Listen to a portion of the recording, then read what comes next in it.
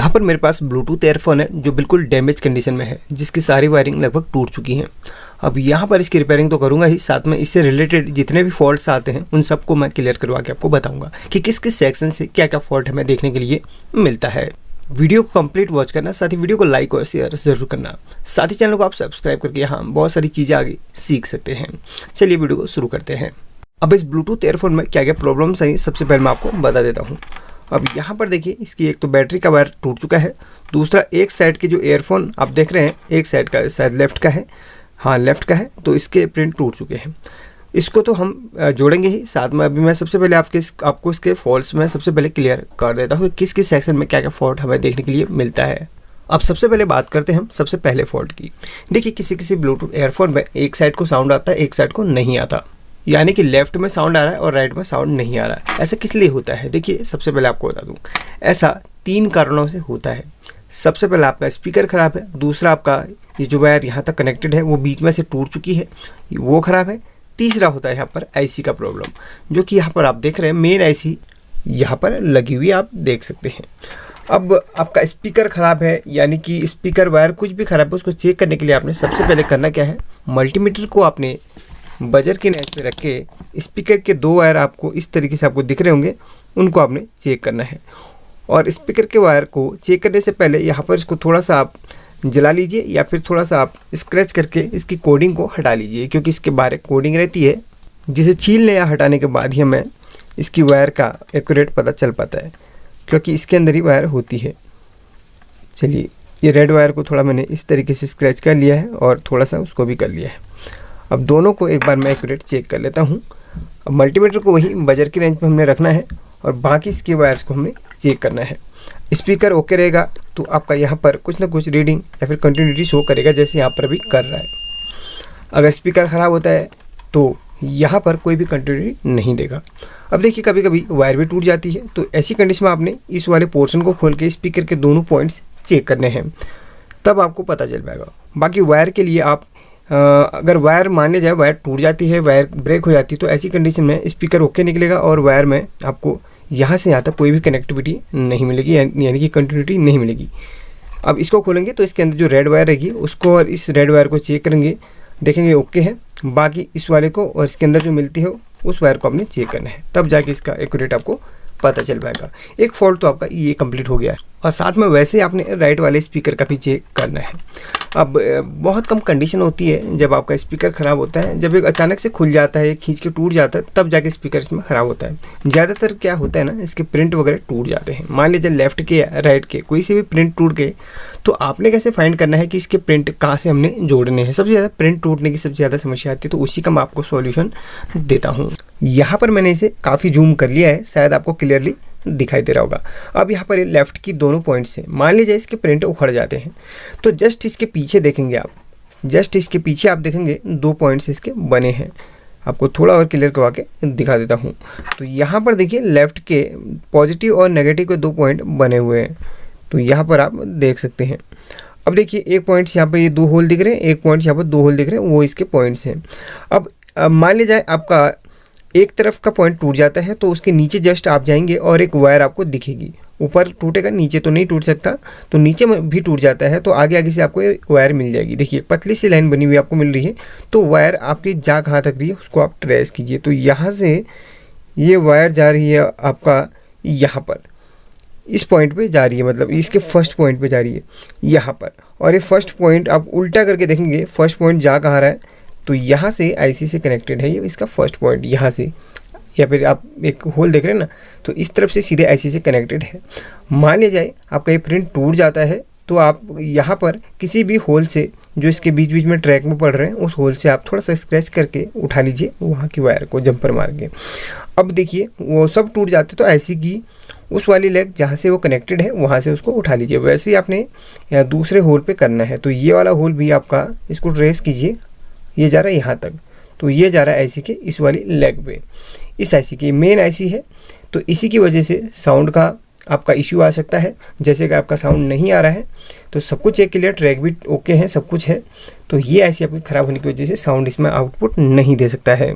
इसके बीच में कोई भी कंपोनेंट नहीं लगा है, कोई भी कैपेसिटर, कोई भी फिल्टर या फिर कोई भी आपका रेजिस्टेंस वगैरह नहीं लगे, जिससे आपका वॉल्यूम का इश्यू आ सकता है। डायरेक्ट आईसी से आउटपुट हो रहा है, तो अगर वैसे आईसी को चेंज करने से अच्छा है आपकी नए से परचेज कर लीजिए।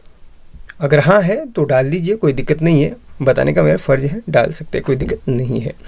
वैसे ही राइट के स्पीकर का है, देखिए ये राइट के स्पीकर है, या इसके 2 पॉइंट हैं, इसको जस्ट उल्टा करेंगे आपको यहाँ पर वैसे ही अलग अलग होल्स इसके मिल जाते हैं, तो उनको भी आप ट्रैक करेंगे तो यहाँ पर भी वो इधर पे जा रहे हैं। देखिए यहाँ पर इस तरफ 2 होल है ना, 2 होल उस तरफ के हैं, 2 होल इस तरफ के यहाँ पर जा रहे हैं। इसको उल्टा करेंगे तो आईसी के यहाँ पर जा रहा है, तो आईसी का इस तरफ का आपका जो पोर्शन है ज़्यादातर यहाँ से साउंड आउटपुट आपका हो रहा है।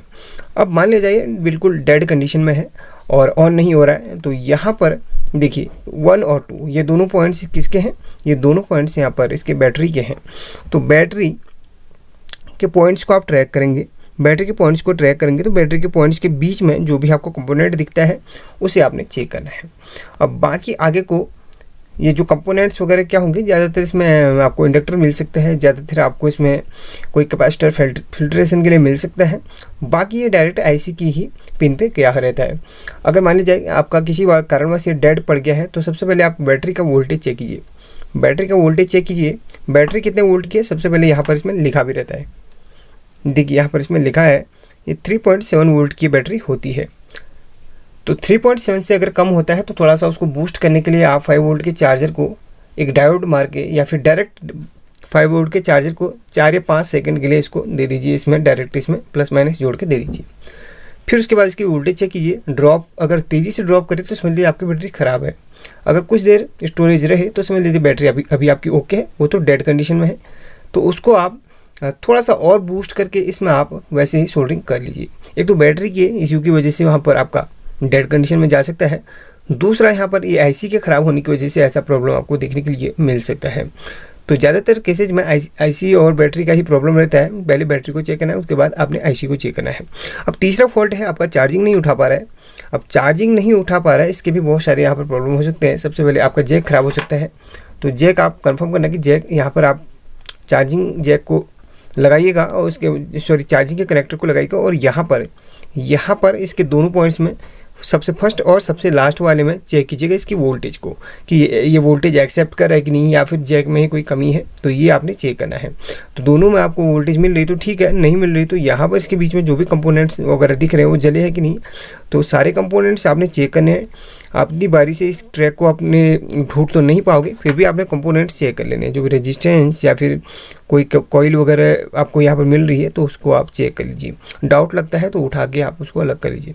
आपका फिर भी यहाँ पर प्रॉब्लम का सॉल्यूशन नहीं होता है तो समझ लीजिए। वैसे यहाँ पर कुछ कैपेसिटर वगैरह कुछ कॉइल्स वगैरह लगी रहती है, इसकी वजह से आपका और रेजिस्टेंस की वजह से आपका प्रॉब्लम का सॉल्यूशन हो तो सकता ही है, क्योंकि ज़्यादातर केसेज में यही ख़राब होते हैं।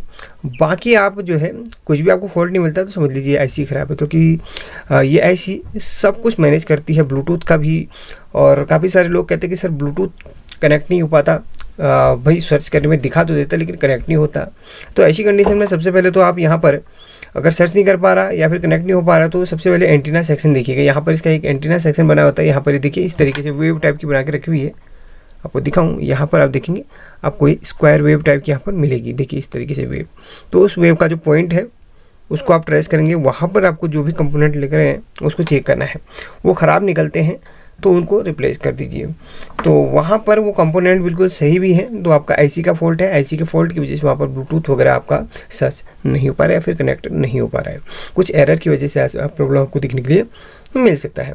अब बात करते हैं आपका माइक एक्सेप्ट नहीं हो पा रहा, मतलब आपकी वॉइस को माइक एक्सेप्ट नहीं कर पा रहा, तो ऐसी कंडीशन में आपका माइक ख़राब हो सकता है। तो माइक को उठा के आप चेंज कर सकते हैं, बहुत ही सिंपल है। इस तरफ 2 पॉइंट्स बने हैं तो वहाँ से माइक को आराम से निकाल के और दूसरा जो माइक लगाएंगे वहाँ पर पॉजिटिव और उसका नेगेटिव ज़रूर देख लीजिएगा, माइक में पॉजिटिव नेगेटिव ज़रूर देख लीजिएगा।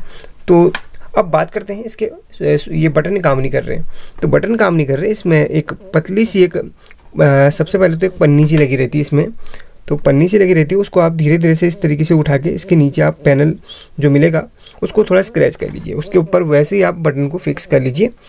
देखिए बटन के नीचे कार्बन वगैरह के आने की वजह से आपका बटन प्रॉपर्ली कोई भी वर्क नहीं कर पाता है।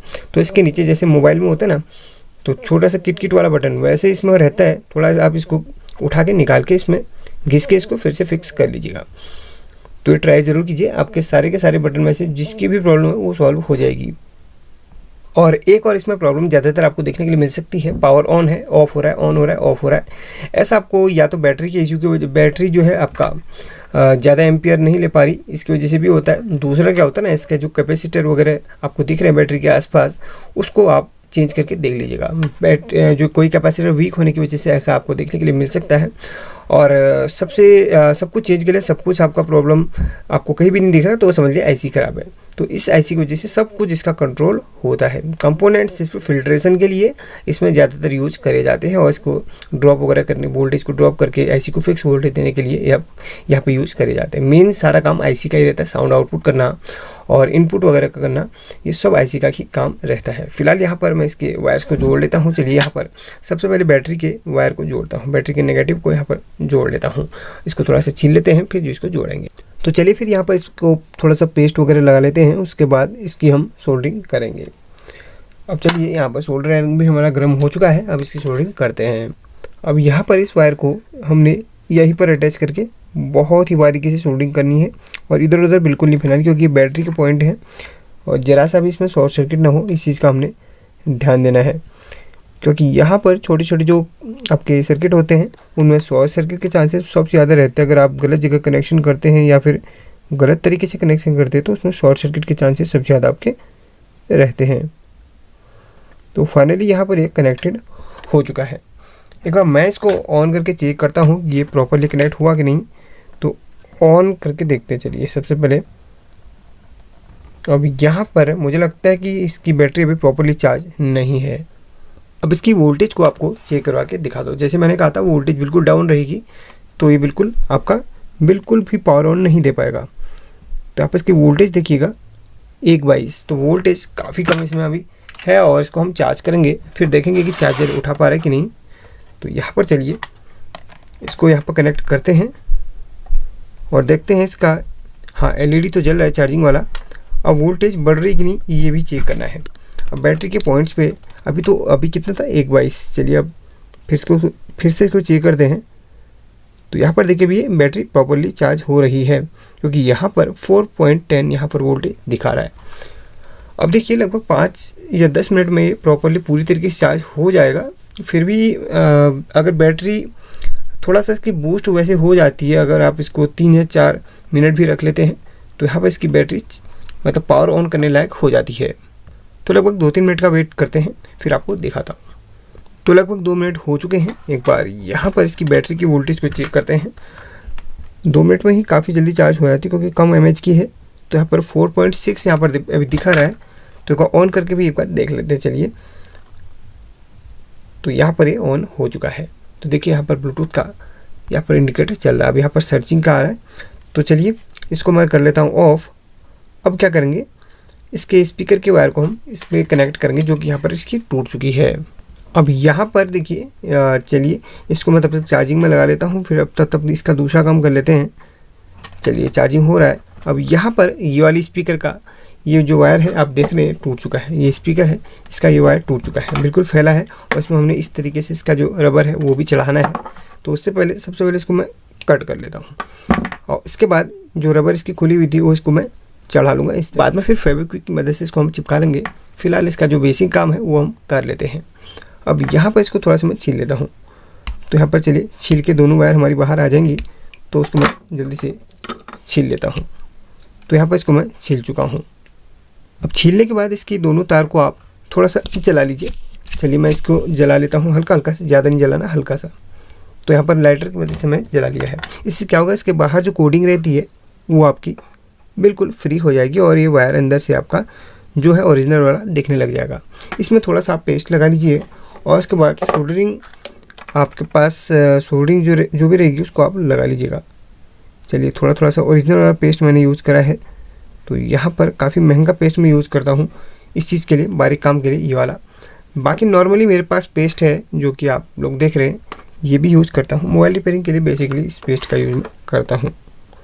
अब चलिए इसमें थोड़ा सा मैं आयरन की नोक को लगा के इसमें इसका मटेरियल लगा लेता हूँ। तो फाइनली इस वायर को मैंने छील लिया है। अब इसके पॉइंट्स को हम साफ़ करेंगे। चलिए इसको मैं ऑफ़ कर लेता हूँ, अभी तक चार्ज हो रहा था।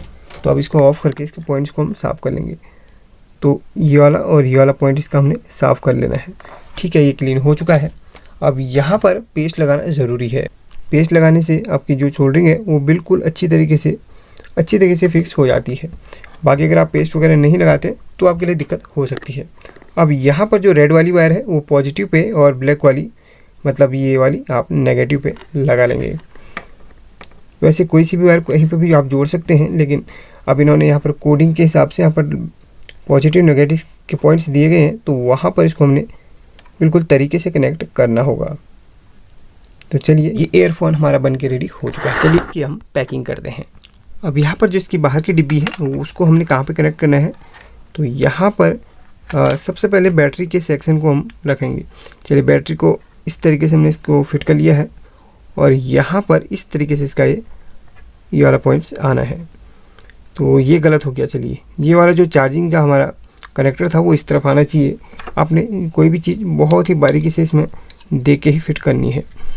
तो ये चीज़ हमारी इस तरफ आनी है, तो बैटरी इस तरीके से यहाँ पर कनेक्टेड होगी। अब यहाँ पर ये वाला जो पॉइंट्स है इस तरफ आना है, तो ये इस तरीके से फिक्स होगा यहाँ पर। तो यहाँ पर फिक्स हो गया है। अब यहाँ पर जो इसकी वायर है इसको हम इस तरीके से घुमा के यहाँ पर हम फिट करेंगे इस तरीके से। ये भी फिट हो चुका है और यहाँ पर इसको हम इसमें इंसर्ट कर लेते हैं और यहाँ पर इसको हम इस तरीके से लगाएंगे।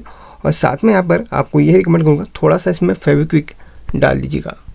किसमें? इसमें थोड़ा फेविक्विक डाल दीजिएगा, तब ये आपका वायर खींचने पर इसमें कोई भी यहाँ पर दिक्कत नहीं होगी। फेविक्विक यहाँ पर ज़रूर डालिएगा। तो चलिए इस तरीके से हो चुका है और यहाँ पर इसको हम इस तरीके से कवर कर लेते हैं। तो ये हमारा बनके रेडी हो चुका है। तो कितनी अच्छी तरीके से हमारा बनके रेडी हो चुका है। तो इसको ऑन करते हैं। तो ये ऑन, चलिए ऑन हो चुका है। अब यहाँ पर एक बार आपको टेस्टिंग भी करवा देता हूँ। इसको पावर ऑफ करता हूँ, इसका स्पीकर सुना के आपको दिखा देता हूँ। ये इस तरफ वाला टूटा था ना, तो इसको हम चेक करते हैं।